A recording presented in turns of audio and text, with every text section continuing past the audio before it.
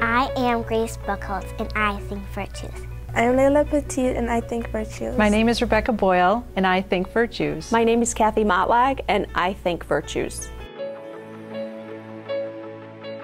I personally believe that our society is in a little bit of a moral decline. Lots of the problems we have now are symptoms of a big social ill.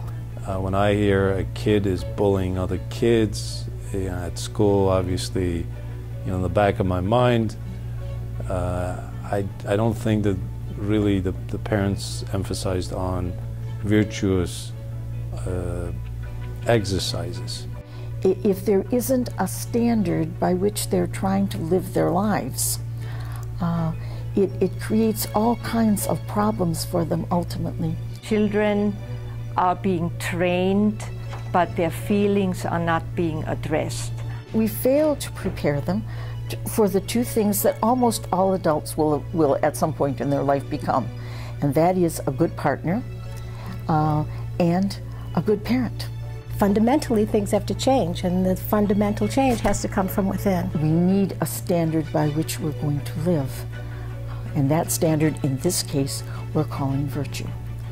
Carmen Lafranzo, who was the head of Carmel Montessori Academy, who's also my mentor, introduced the concept of virtues and presenting virtues to children in the classroom.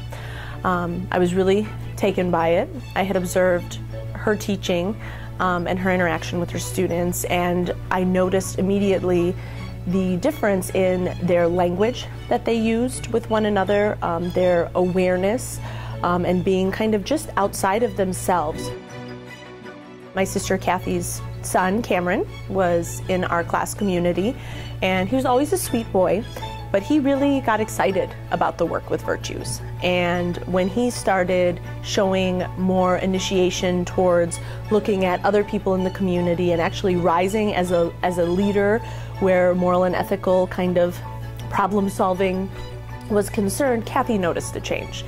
And she came to me and said, we need to do something with this. We need to take this outside of the walls of the classroom and bring this to the world. Sarah and I were talking about, we have to come up with an interesting story that's different, that talks about virtues, but in an interesting way. We don't want it to be in a lecture kind of a format. We want it to be fantastic and, something that kids can really get into. The book Utopia has beautiful pictures and beautiful details about how the fairies are and how the scene was. The characters are children like them. So they were not like rabbits or other animals who were being projected. They were just kids like them who had faults and they made mistakes. The other children relate very well to the characters. They love how the graphics of the text become more and more colorful as this planet is saved by practicing virtues. I like how it covers most of the virtues and it shows different ways you can practice that. It teaches kids virtues but also is entertaining, and so people kind of want to read the book, and I think that they practice virtues and it's really interesting. I love it. All children alike really loved the book, and it has a bit of a cliffhanger ending, so they're anxiously awaiting the second book now as we speak.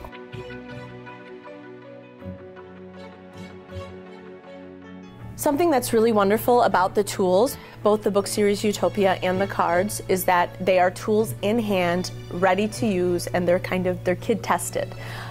They only take 15-20 minutes a day. The virtue cards are another tool where the teacher has some concrete material that can be placed in the classroom and the children can be exposed to on a daily basis. Sarah and Kathy came and did in-service training with our teachers in January.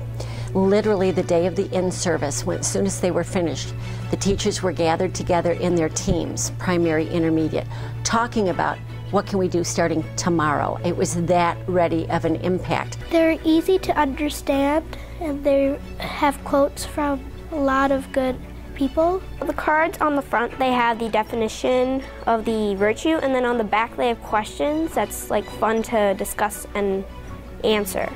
It's a simple little card. You read what it is, the definition, you give some examples, you talk about it, you have kids look for it in themselves and other kids. It's something that it's just a little bit of a tweak for what teachers are inclined to do anyway. And that's part of what I love about it, because it's a relatively inexpensive program, but more importantly is the ease of implementation. It just takes 15 minutes out of our day to really talk about these things, how important it is to be kind, to be nice, to be compassionate, to have empathy for another human being, and to how it is our responsibility to give service, to do things for other people. Those are all the things that really truly makes us happy. The whole underlying theme is what positive things can be done by practicing virtues. We need to keep these guiding stars in our lives, and so that not only can they benefit children and adults, but also the whole society in which we live. Parents and teachers need to come together through compassion and understanding to make this happen.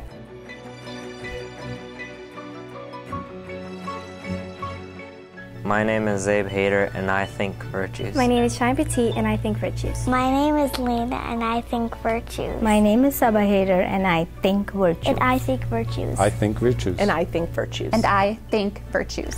My name is Carmen Lafranzo, and I think virtues.